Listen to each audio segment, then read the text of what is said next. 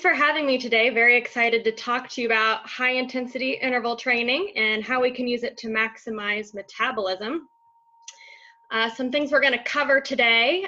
What is HIIT? We'll give it a definition. We'll go through some of the benefits, who benefits. It is a sport nutrition conference, so we will cover some nutritional considerations. And then I do have some other considerations combining HIIT and nutrition that we may want to think about moving forward. So to start things off, what is HIIT? I think HIIT has gained a lot of interest and especially media press in recent years. However, HIIT training has actually been used in athletic training for decades. Going back to my track days, we referred to it more as repeats. You might also know them as fartleks or Tabata. But really, HIIT training is any form of exercise that incorporates short bursts of vigorous activity interspersed by periods of rest or low intensity exercise. And so the beauty of this form of exercise is even though it maintains this structure, it's actually very easily adapted and infinitely variable. So depending on our goal, who we're working with, we could moderate the intensity, the duration of those work reps, and even change that work-rest ratio. And so if we look into the science that's been done with HIIT, there's really two main protocols that have been focused on. And the original protocol centered more around something called sprint interval training. And so that was defined as work bouts that were conducted at all out or super maximal intensities. So really you were required to sprint, go as hard as you possibly could, Wingate style for about 30 seconds. And then you got 4 minutes of rest, and you would do that maybe 4 to 6 times. And there's a lot of literature shows there's great benefits from doing that. However, application to the general population, most people aren't very good at achieving all-out intensity or not very comfortable for them to do. So we have a modified protocol, which is the high-intensity interval training. And that's going to be more near maximal intensities, still high, 85 to 95%, but we don't need to go all out. And so because we're doing slightly lower intensity, we're going to extend that work duration to closer to 1 to 2 minutes with about a minute rest time in between. And this seems to be equally as effective, but much more feasible for people to do.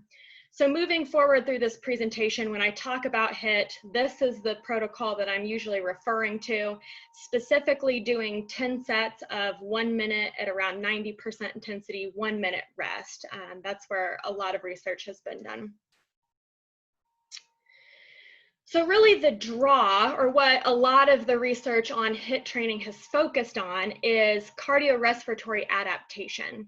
And so in the literature, we see that in as little as 2 weeks, so that's the equivalent of 6 sessions of exercise, less than 30 minutes of a time, really only 60 total minutes of exercise work, we start to see rapid improvements already in our fitness levels, mitochondrial density, oxidative capacity, and even cardiac and vascular health. So even in this short amount of exercise, by increasing the intensity, we're really driving excellent health and metabolic adaptation. So by that high intensity nature, it's stimulating these pathways, and that results in more mitochondria and then mitochondrial with greater capacity. And so if we kind of look at how HIIT stacks up against moderate intensity traditional aerobic exercise, this was a nice meta-analysis done in healthy adults. And so if we compare HIIT training here in this first column to moderate intensity, we see that it might elicit slightly better benefits in VO2, but really about equal. But it's important to note that that was, again, achieved in about 40% less training time than what we might do at the moderate intensity, which is going to be 5, 6 days a week, 30, 45, 60 minutes of continual exercise. So there's an appeal there to less exercise time for the same adaptation. And so looking further in this meta-analysis, they broke it down a little bit more and looked at what was the response in less fit individuals when they started. And we see HIIT actually had a little bit better benefit in those lesser fit individuals. So now moving into our more normal person population, this could be really advantageous. Looking at younger individuals, we see there was more of a benefit to the traditional style of exercise. However, this group then concluded that your older individuals might see a little bit better benefit from the HIIT training. So it's because of these benefits that there's been kind of a shift in interest in how could we use HIIT training more in our general population and even clinical populations. And so there's been an explosion of research in this area of translating this into clinical or chronic disease populations. And so I've listed just a few here, and I'm just going to highlight a few of them. But looking in cardiovascular disease patients, we see HIIT had a significantly greater effect on improving cardiorespiratory fitness levels. That's going to help with a lot of their health outcomes. In cardiopulmonary disease patients, HIIT did just as well as moderate intensity training, but participants reported better symptoms of labored breathing outside of the exercise bout. So sometimes there's concerns about, can people with disease do this, especially if you have to breathe really heavy? But we're actually driving some adaptations that helped these people in the long run. Looking at individuals with heart disease, this was interesting. HIIT worked well for improving their fitness levels, and we actually see that the higher the intensity that we did with them, the better the improvements that they saw.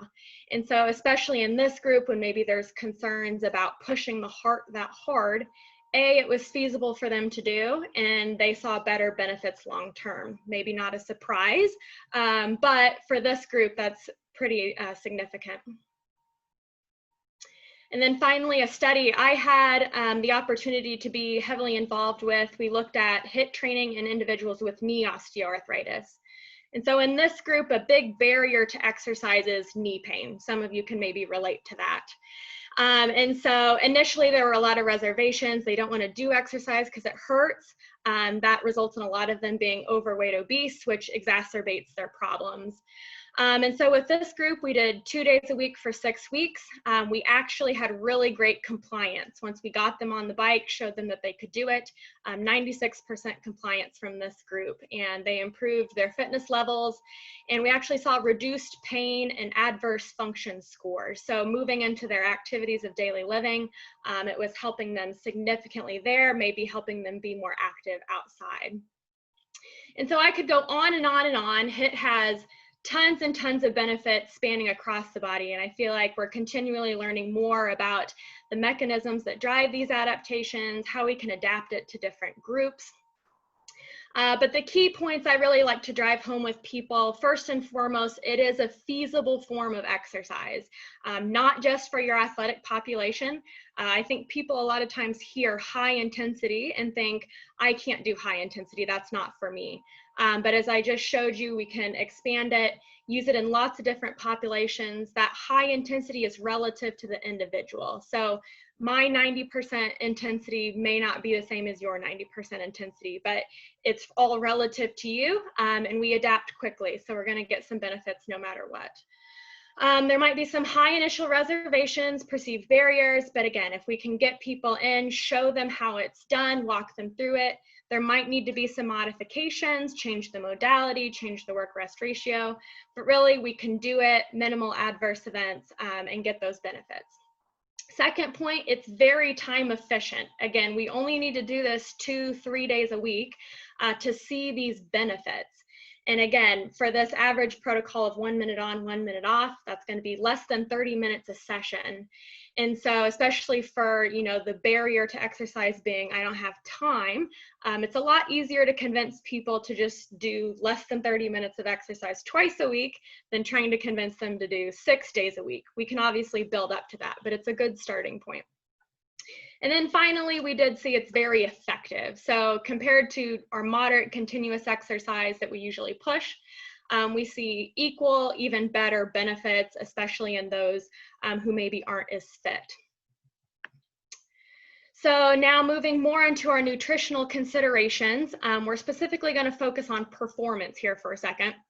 And so I had the honor of contributing to a really great review article looking at nutritional considerations and supplements to support high intensity interval training.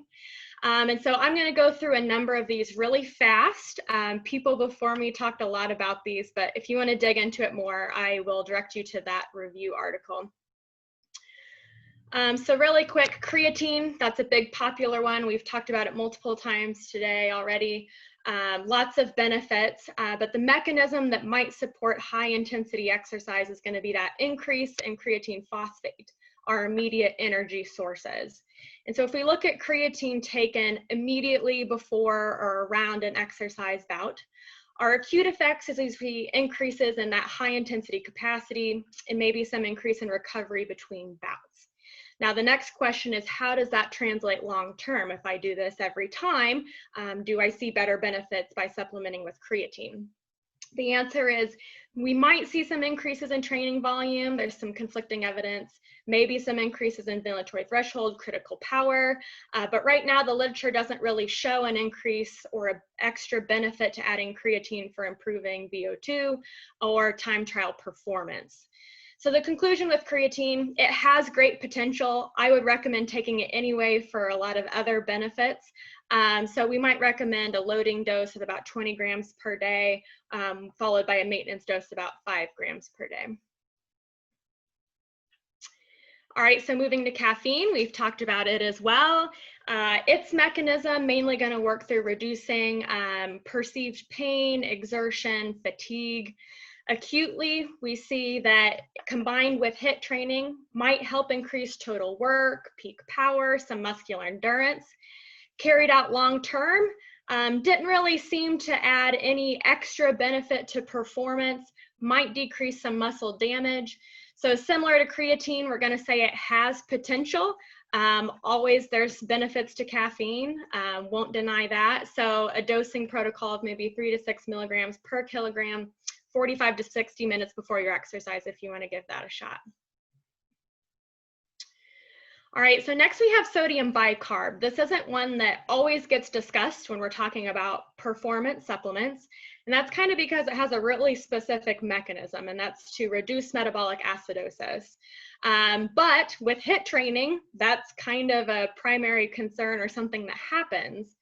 So when we look at sodium bicarb acutely taken before high intensity training, we do see improvements in repeated sprints, increase in high intensity exercise. Taken chronically, it can help increase that lactic threshold, your time to exhaustion, peak power. So we're going to say sodium bicarb likely going to be beneficial. So you can do an acute or serial loading protocol, and that is what is advised to help avoid GI distress. That is something that happens with sodium bicarb. So you want to be a little bit careful there, but those protocols should help reduce some of that. All right, beta-alanine, another one we like to discuss. This one's going to increase intramuscular carnosine stores, increase buffering capacity, and really beta-alanine in the context of high intensity performance is really where beta-alanine shines.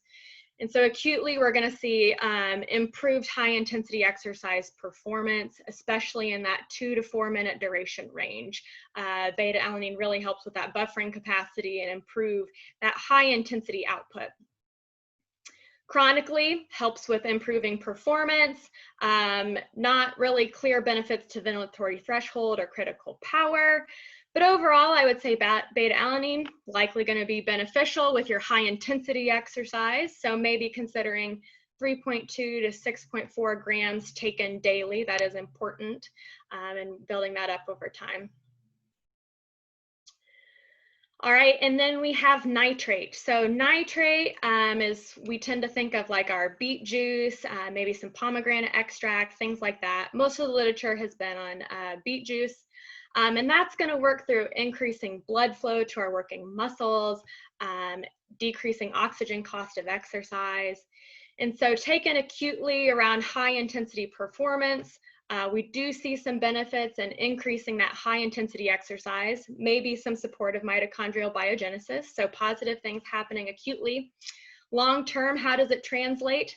It seems to benefit increases in performance. There's some studies to suggest that, but there's an equal number of studies that say maybe not a clear benefit. So it's really kind of a 50-50 split at this point, but there does maybe seem to be some increases in VO2 that have been reported.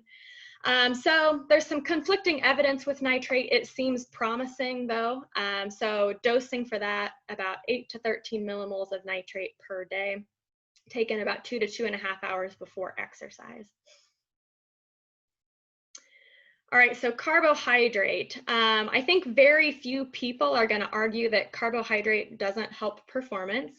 That's kind of a staple of sport nutrition, especially with high intensity outputs. We need carbohydrate to fuel that performance. If we're going to go hard, that's going to rely on carbohydrate. However, a lot of the interest now, as far as research goes, is more of timing protocol with carbohydrate. When should we take it? Maybe when should we limit it to help drive adaptation? So looking acutely around just a single exercise session, there's a lot of interest in something called carb rinsing. So if you haven't heard of this, basically you're going to ingest some carbohydrate and you're going to rinse it, swish it around in your mouth for about 10 seconds. And then you can either swallow it or you can spit it out. You don't have to actually consume the carbohydrate. And the theory is that there are sensors and receptors in our mouth and in our throat that sense intake of carbohydrate, signaling to the rest of the body, hey, there's potentially substrate coming in, override some of our central control of fatigue. And so there have been a number of studies looking at the effect of carb rinsing on short-term high-intensity exercise.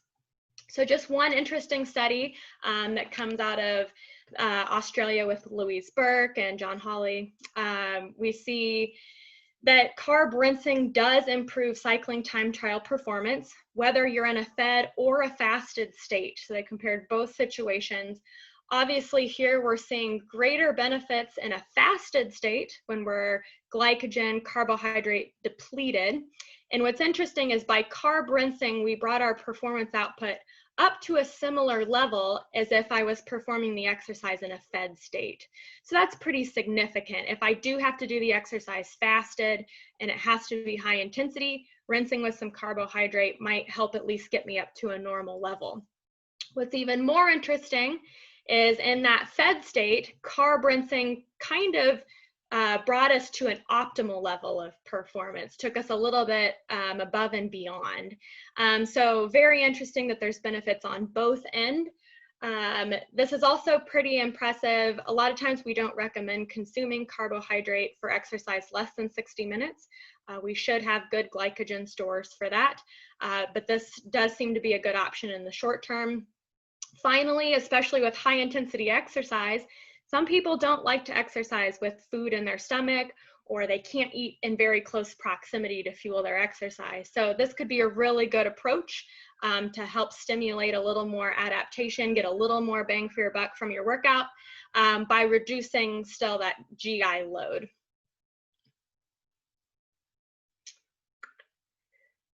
All right, so then more chronically, as far as driving adaptation with carbohydrates, there's been a number of strategies looking at how do we time our carbohydrate and do maybe sessions in a fed or a fasted state.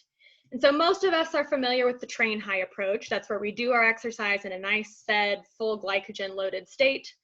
But then we're also pretty familiar with wake up in the morning, maybe do our workout fasted, and then feed afterwards.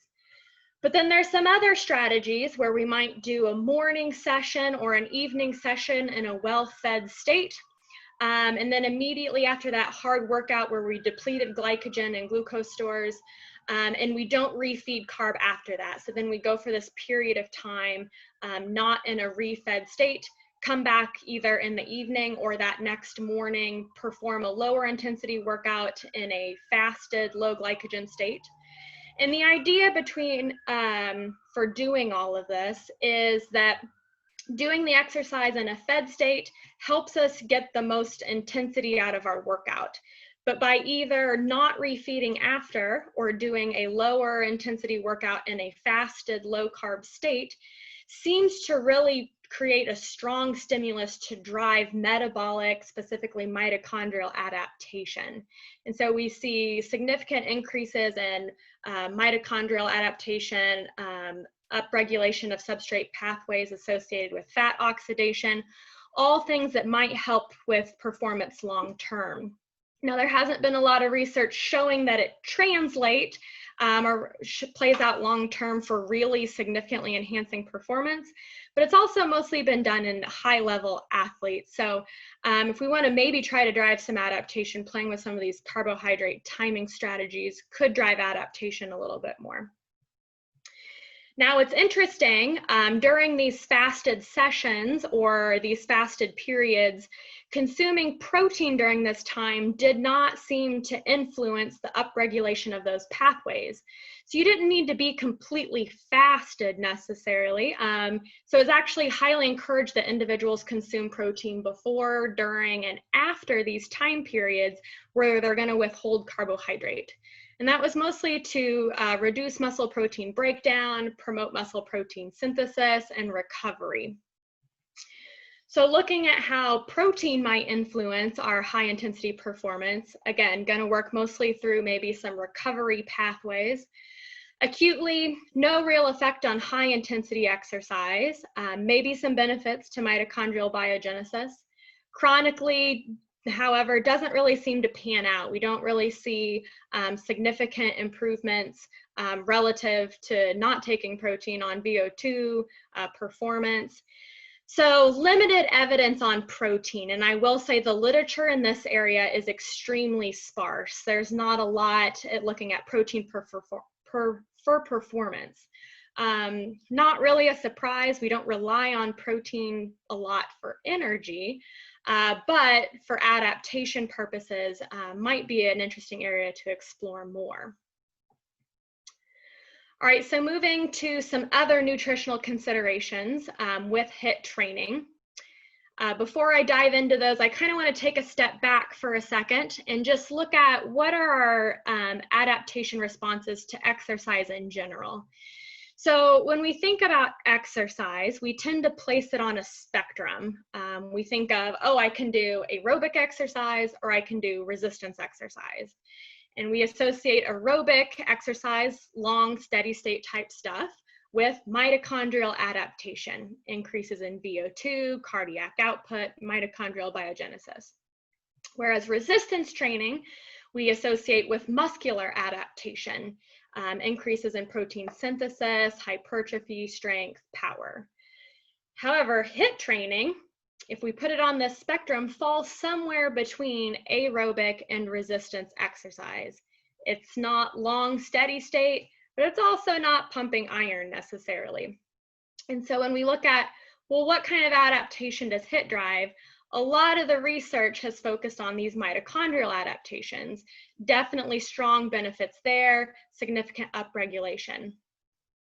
But what about these muscular adaptations? What's potentially happening on that end of the spectrum since we're falling somewhere between aerobic and resistance training?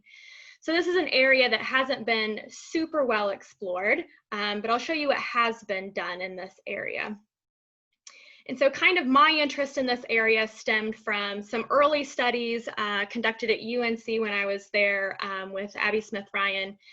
They did a couple of really basic high intensity interval training studies.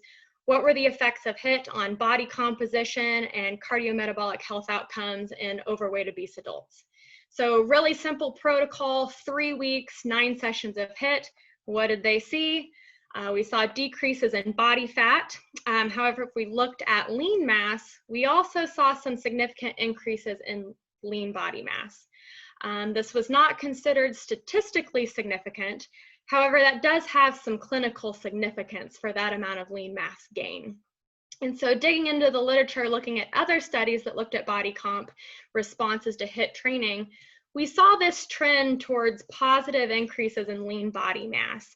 Not always statistically significant, but the trend was a positive gain rather than decreases. So this created some conversation. Is this really a muscular gain or what's going on here with this trend?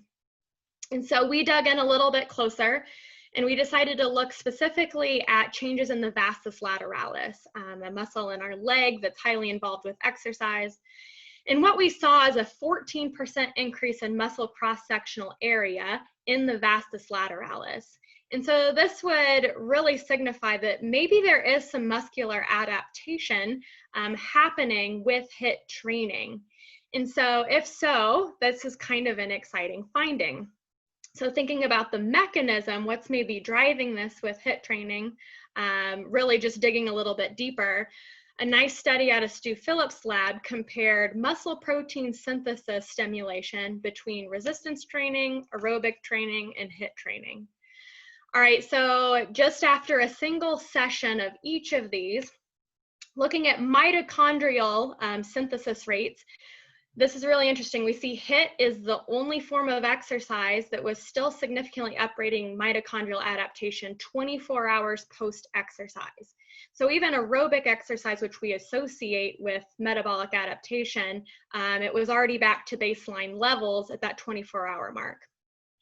If we look at muscular synthesis rates, we see resistance training having the highest response, maybe not surprising, but HIIT training also significantly stimulating muscle protein synthesis 24 and 48 hours post-exercise, whereas aerobic training, no significant stimulation 24, 48 hours. So really interesting, HIIT training definitely stimulating some muscular responses, not to the extent of resistance training, but still to a pretty significant amount. So if we go back to our metabolic pathways here, we know HIIT training driving those mitochondrial adaptation through that significant increase in energy turnover, catecholamine response, all those kinds of things. But due to high force requirements, maybe some increased motor unit recruitment, some contraction intensity, it does seem to be also upregulating these pathways, promoting increases in muscle protein synthesis and maybe driving some muscular adaptation. So at this point, I'm thinking, wow, we're getting the best of both worlds here. I've got this type of exercise that I can have people do 2-3 days a week, minimal time. We're getting cardiorespiratory benefits, maybe some muscular benefits. This is great. However, the muscular adaptation, maybe not anything huge. So the question is, how beneficial is that muscular adaptation? And so one thing to consider, maybe if we really want to support and drive that adaptation a little bit more, we need some nutritional support. So first thing that comes to mind for supporting muscle gain is going to be protein and amino acids. So the question here, adding amino acids, could we potentially help support this upregulation in the muscular pathway, drive greater muscle protein synthesis, increase muscular adaptation? At the same time, I just talked about how maybe withholding carbohydrate around a high intensity session might help drive some adaptation. And so if we take some of those carb timing strategies, and then we also add amino acids, can we drive maybe some greater adaptation, support greater mitochondrial biogenesis on this side of the pathway as well? So this is essentially what I just spent the last 2 years of my life studying. My dissertation looked at the effects of high intensity interval training with essential amino acid supplementation. So all this data is currently still in review, but basically we took 66 sedentary, overweight, and obese men and women, and we put them through 8 weeks of either 2 days a week of high intensity interval training, twice daily amino acid supplementation, a HIIT and amino acid combination, or we did have a control group who did no intervention, just maintained normal diet exercise. And so what did we see here with this? Not surprising, HIIT did its job. We increased cardiorespiratory fitness. However, the addition of the amino acid didn't seem to add anything beyond the training response. And so that falls in line with what we've seen with previous protein literature, but HIIT's still really driving that adaptation there. If we look at body composition, over the course of those 8 weeks, we saw no changes in total body composition. No fat loss, no fat-free mass changes, and this was done with the gold standard model. So if we had just stopped there, we would say, didn't make any difference. The amino acids didn't have enough of a stimulus. However, all of this exercise was done on a cycle ergometer. And so on a cycle or a bike, we're really only targeting the legs. And so if we start to zoom in on leg musculature, looking at thigh lean mass, we start to see that high intensity interval training, especially with the amino acid supplement, starting to show a significant increase in thigh lean mass. And especially that addition of the amino acid, we see by 8 weeks just exceeding that dotted line, which indicates our error of the measure. So because it exceeded that, we feel pretty confident that that increase definitely is significant and was a true change. Now zooming in a little bit closer, again, looking at that vastus lateralis, we see even greater differentiation. So in that vastus lateralis muscle, this more specific evaluation, HIIT definitely eliciting some muscular gain there, not a clear differentiation or above and beyond benefit with the amino acid, but definitely some muscular gain there. And then finally, in that vastus lateralis muscle, we did do an indirect measure of muscle quality. And with HIIT training, we do see improved muscle quality. So a reduction in non-contractile tissue, which might be connective tissue or intramuscular fat. And that has a lot of implications for metabolic health and even just function of the muscle itself. And so if we look across all of our measures, we did do a muscular volume measure as well, but it showed the same trend as all of our others. We see that the more specific our measurement and the more we targeted where HIIT is really eliciting its changes, we see that definitely we're getting a stimulus and change in muscle. Now your question might be, well, how significant is a change in muscle in my thigh alone or just in my vastus lateralis muscle? The amount of change that we saw over 8 weeks is equivalent to the amount that individuals start to lose just with age-related loss of lean mass. So no, we're not getting jacked doing HIIT, but it is enough to help offset age-related loss of muscle, which has a lot of implications for maintaining quality of life, maybe functionality and strength as we age. And so kind of starting to look at mechanisms of how this is working, we did also do a measure of whole body protein turnover. And in the individuals that took the amino acid supplement, we see an upregulation of whole body protein turnover. And so what does that actually mean? If we apply it to our pathways here, greater protein turnover in the muscle is going to help drive muscular adaptation, replace those damaged cells that is going to occur with high intensity exercise. So we are potentially maybe stimulating some muscle recovery and some muscle remodeling. At the same time, this is a whole body measure. There's protein not just in our muscles. So mitochondrial protein turnover, it's going to do a similar thing, greater mitochondrial recovery, maybe some remodeling. And so even though that's maybe not totally playing out and we're not seeing that differentiation at a performance level, as far as just muscle and mitochondrial health, this is going to really be advantageous, improving muscle quality like we saw, and even mitochondrial quality.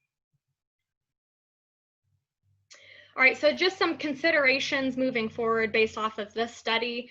Why maybe we didn't see huge benefits could be related to our amino acid dosing. This was a very feasible dose for people to do. We did time it out, took it in the morning or the afternoon or pre-post exercise. But maybe we need a little bit more. We don't really know the protein requirements for recovery post-HIIT training. So something we maybe need to parse out a little bit more. Another consideration, maybe just daily protein intake wasn't high enough. They were consuming on average 1 to 1.2 on their own. As we've discussed today, that's not really optimal, especially if we want to drive muscular adaptation. So may need to be a little bit higher. Frequency of training, this was a minimally disruptive exercise protocol, 2 days a week. We do see greater benefits with 3 days a week, so maybe something to consider looking at. We always say we need more time, but with body comp, 8 weeks is about the minimum to see adaptation. So maybe greater differentiation if maintained. But lastly, a consideration might be differences in sex responses. And so that's what I want to spend the back end of this presentation talking about. So between men and women, we know there's metabolic differences. That's not really disputed. But looking specifically during an exercise session, we see that men tend to have a greater percentage of carbohydrate oxidation relatively compared to women who tend to have a little bit higher fat oxidation. As exercise intensity increases, both increase their reliance on carbohydrate, but at any given intensity, women tend to have a little bit higher fat oxidation. And so that carries over into men tend to have a little bit higher capacity for anaerobic type exercise, whereas women have a little more capacity for aerobic type exercise. And so in men, that's maybe also related to greater type 2 fibers, a greater catecholamine response, more testosterone, all things that play into high intensity, power, strength, muscle. Whereas women, we tend to see that they're a little more fatigue resistant, maybe a little bit better recovery, and related to greater estrogen levels, which drives greater reliance on fat, endurance, longevity type activities. So with a given exercise response, in men, we tend to, on average, see positive exercise responses if all we did was add exercise. Whereas in women, sometimes we see negative paradoxical responses. And so what do I mean by negative paradoxical responses? So if we look at large studies just looking at implementing traditional aerobic exercise 5 days a week for 10 months, that's a pretty good amount of time. As with a lot of things, we notice a group of people who we consider to be non-responders. They don't really respond to exercise in the way that we might expect. And so we see this happening in both men and women. However, this study wanted to look at specifically what kinds of things were associated with someone being a responder or non-responder to exercise. So in the men, being a non-responder was associated with greater energy intake and lower non-exercise energy expenditure. So not a surprise, these people that didn't respond when they weren't exercising were compensating by eating more energy and moving less. Okay, so we could address that, and that maybe explains some of that. In the women, however, that association wasn't there. There was no difference in these things between the women who responded and the women who didn't respond. And so this group kind of raised questions of, we need to look a little bit more at maybe what's happening in these women. Is it something different? What do we need to consider here?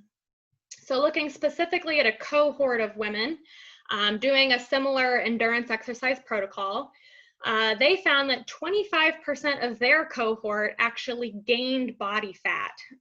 It wasn't even a weight change, they literally gained body fat, which is not usually what we're going for with exercise. And so the gain in body fat was associated with increases in exercise energy, or a decrease in exercise energy expenditure. So those who didn't burn as many calories during exercise didn't lose as much body weight and gained body fat. Okay, so nothing shocking. However, if we control for energy expenditure and calorie intake, now 47% of that group wasn't responding appropriately or what we might expect with exercise. And this was associated with the change in respiratory quotient, which is a measure of substrate oxidation. So those who were not responding the same to exercise were burning or relying more on carbohydrate oxidation during rest, compared to those who were responding relied more on fat oxidation at rest. So this is starting to indicate maybe some metabolic dysfunction that we might need to address to help women respond more appropriately to exercise. And so some studies that have looked at addressing this, there was a really neat study out of UNC that developed a mouse model to mimic this responder, non-responder paradoxical exercise response. So these mice had the genetic coding to when they voluntarily exercised, they had a tendency to gain body fat. And so then these mice were subjected to different exercise protocols so we could evaluate, well, what's the effect maybe of different exercise protocols when you have this genetic predisposition. And so in our moderate intensity training groups, this first group here I'm showing, In the male mice, we see on average a decrease in body fat, whereas in the female mice, there was on average an increase in body fat. And I want to bring your attention, look at the spread of the responses here. We had some clear responders and some very clear non-responders, really gaining or losing a lot of body fat. So similar to what we see in the humans. When subjected to HIIT training, we see that men, similar, reduced body fat on average again. But in the female mice, now we're seeing a decrease in body fat. And especially look at the spread on these mice, a lot less non-responder considered mice compared to our moderate intensity. So it was concluded here that HIIT may overcome effects of age, sex, and genetic background on body comp and responses to exercise. So maybe in women, there's a little bit of a genetic component, and something about the high intensity nature of HIIT is overcoming that. Now, some of you are like, hold on, Katie, that's a mouse model, that's not humans. Yes, but it is a really nice genetic example. So our human example, looking at overweight, obese, insulin-resistant women that went a HIIT protocol, we still saw about a third of the group was considered non-responders. However, none of these women gained body fat. We had 0 women who increased body fat here. And so even though some didn't lose a lot, it is a significant step forward that none gained body fat. So even in humans, this tends to carry out, create some significant observations that we definitely need to look into more.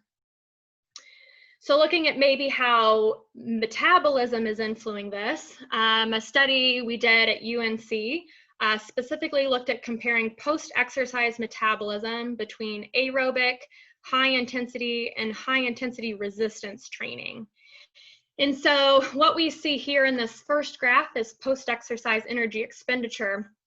Immediately post-exercise with the HIIT training, significantly elevated. We're already burning a lot of calories, and that was maintained for up to 30 minutes post-exercise compared to our aerobic and high-intensity exercise. So at least for 30 minutes, we're burning more calories, which long-term might pay off a little bit. But looking at that substrate oxidation, which I told you earlier, might be associated with responder, non-responder. We see that right here post-exercise, we're relying more on carbohydrate with HIIT training, not really what we want, but that's a result of the high intensity training. We needed carbohydrate oxidation at that time. Within 30 minutes of exercise, though, we see this significant shift to more fat oxidation compared to both aerobic and high intensity resistance training. And that was maintained for up to an hour post-exercise, and we're even staying below our normal starting baseline levels. So as far as promoting greater fat oxidation, that high intensity training seems to be really helpful for promoting that. Now, an interesting thing for men and women, we've talked about different nutritional timing strategies. So looking more at this doing exercise in the fed or fasted state, doing fasted exercise in that post-exercise period, men tend to see higher fat oxidation compared to women. And again, that's if we're doing the exercise fasted. Whereas if we do the exercise in a fed state, we see fat oxidation in the post-exercise period increase for the women. So now they're matching a similar level as the men. So especially in women, and that was a significant change from the fasted state, I'll point out. So especially in women, there seems to be something with doing the exercise maybe in a fed state. So the next question would be then, well, what type of nutrition? What kind of nutrition do I need to maybe enhance this adaptation? So that same study I just showed you a minute ago from UNC, we also incorporated pre-exercise nutrition, looking at carb versus protein. And adding protein prior to the exercise bout, in the post-exercise period, we saw increases in energy expenditure and metabolic rate there. And then especially immediately post-exercise, we see greater fat oxidation. Can you still hear me? Yep, we can still hear you. We just can't see you, but that's okay. Okay. Yeah, it was telling me I have low quality, so I want to make sure you can still hear me. Yep, you're good. And don't feel like you need to rush at all. We got plenty of time. We got a break coming up after Dr. John Eric. So Wonderful. Okay.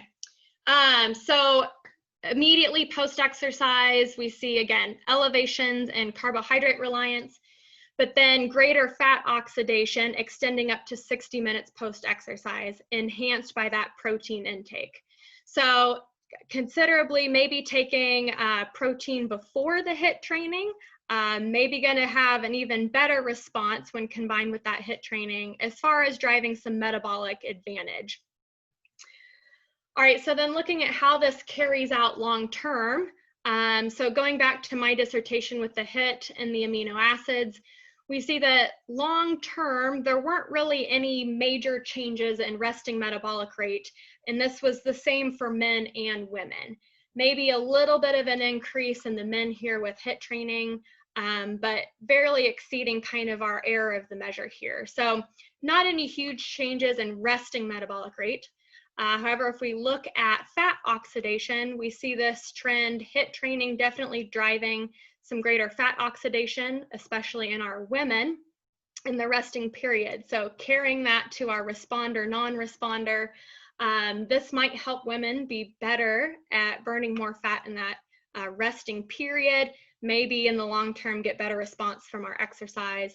The amino acid didn't seem to show an additional benefit, but we're looking at small differences here, so something to consider. If we look at the effects on muscle, we see that first and foremost, there was no significant difference between men and women. So both men and women saw positive responses in this muscular adaptation to HIIT, which is really good to see. If we look though in our HIIT group here, compared to the addition of the amino acid, by adding that amino acid, look at the number of individuals who maybe were considered non-responders. We see, especially in our women, a lot more clustering in that positive direction. And so adding the amino acids might really help with this non-responder type group, or help promote a little more adaptation for those that maybe need a little extra nutritional support. Same thing with this VL cross-sectional area. Especially in the men, we saw no non-responders. All the men, by adding amino acids, improved VL cross-sectional area. And in the women, a lot less in this negative direction. So the amino acids may help promote more positive adaptation in all individuals. And so just to kind of wrap this all up, in summary, HIIT is an effective, feasible, and time-efficient approach to improving cardiorespiratory fitness and cardiometabolic health. We can do it in lots of different individuals. It has benefit for everyone. It does seem to promote both mitochondrial and muscular adaptations. Some nutritional considerations: sodium bicarb and beta-alanine show a lot of promise, some good literature there for enhancing performance with HIIT. Creatine, caffeine, and nitrate have a lot of potential. The mechanisms seem to be there. We just always need more evidence. Carbs, always a good thing. Acutely, maybe considering some mouth rinsing type protocols, and then that periodization of carb may help enhance some of these metabolic pathways. Protein, there doesn't seem to be a clear performance advantage necessarily, but we do see some potential advantages for supporting metabolic and muscular adaptation. And then HIIT may be a little bit more effective for promoting more positive adaptation in women and non-responder groups. And that addition of protein and amino acid may help further support positive adaptation. So with that, thank you. I do have to give a shout out to my group at UNC, especially Dr. Abby Smith-Ryan. I spent the last 6 years with her, and a lot of the data I presented today came out of her lab and under her mentorship. So huge thanks to her for everything. And then to Malia as well, who's pictured. I got to do my PhD alongside her, and I worked together on a lot of these studies. So with that, I'll take some quick questions. Great. Thanks so much, Dr. Hirsch. That was wonderful. We're going to do a couple questions here, and then I'm going to let you answer some of the questions that are in the open Q&A that we don't get to. First question, polarized training is about an 80-20 split between low intensity and high intensity interval training. This seems to work for elite athletes in the run, bike, swim, row sports. Katie, do you think that they should have more high intensity interval training and less LSD for these high end endurance athletes? And LSD, long, slow distance. Yeah. I really think it's going to depend on your goal. I mean, it's a training specificity thing. So I'm a former endurance athlete, and even though I can drive great endurance adaptation with the HIIT training, if I'm not used to that pounding over a long period of time, that's not going to necessarily fully support all of what I need to be successful in that sport. So I think it's just going to come down to what phase of your training are you in, what's your specific performance outcome, and so that's the art of coaching. Yeah, no, I think that's a great answer. Another quick question here. When you're working on these rest intervals, so you have a work and then a rest period, is there a certain heart rate recovery that someone should be looking for when determining work rest intervals? Like ideally, would we want to see people get back down to 60% of heart rate max? Or is it simply just based on time? So 1 minute on, 1 minute off? That's a really, really good question. Most of the scientific literature is just based on time. And I've never actually gone through and analyzed this. I have a lot of the data, or just even by watching. So as I train these people, I can see what their heart rate's doing during that resting period. And what we see a lot of times is during those early sessions or those early reps, it recovers more and it'll get down lower. Whereas in those late reps, they're not getting a lot of heart rate recovery. Like it's just high the whole time. And usually once that starts to happen, wherever that happens in all of your reps, that's when it becomes really hard for people. So when they're not recovering all the way during that rest period. So not surprising, but it is an interesting marker to track as far as their adaptation. And so almost across the board, if they could get through 8 or 9 of their reps and get that heart rate recovery still, it was probably a good time to up their training. So by tracking that rest period heart rate, you can possibly see when is maybe a good time to increase my intensity so I keep driving adaptation. Perfect. As an athlete, we a lot of times judged our recovery periods based off of heart rate. We would do it that way and wait for the recovery, but that's because we were also trying to get the most out of each rep. So the easiest thing is just to go off of time, but if you have the ability to track heart rate, that is an interesting caveat. Perfect. Let's do one last question here. What could be a good strategy for women that are non-responders with exercise while controlling for energy intake? So controlling for diet. They seem to be a non-responder. Any suggestions on that? So for diet specifically, is that what the question's asking? I think they're saying that they are a non-responder in terms of responding to exercise and losing weight. Yep. Even though they're trying to lose weight. Yeah. So again, this responder, non-responder, there's a lot of variables. We need to look into it a lot more. I didn't really discuss big diet changes that play into this. You know, it's interesting with Matt talking about the intermittent fasting. How does that play into controlling the diet side of things? But I would say HIIT shows a lot of promise in overriding maybe some of those metabolic situations where it's preventing seeing the exercise change that we need. And maybe there's something about that high intensity nature that's jump starting the adaptation, the changes in metabolism that we need. And so I think a lot of times I see women get stuck in this pattern of, I'm going to hop on the treadmill or the elliptical and just pump it out for 30 minutes, an hour, more than that. So even just changing your exercise modality, changing those intervals, stimulating your metabolism in a different way, I think is a lot of driver of adaptation. So the more we do a certain type of exercise, we just get better at it. We get metabolically more efficient. We don't get as much bang for our buck anymore from that exercise. So definitely, mostly just trying to switch it up. HIIT's an easy one to switch it up to because you can keep your modality and just change how you're doing it. So just those are some things I would maybe consider. Yeah, and perhaps some intense diet tracking, right?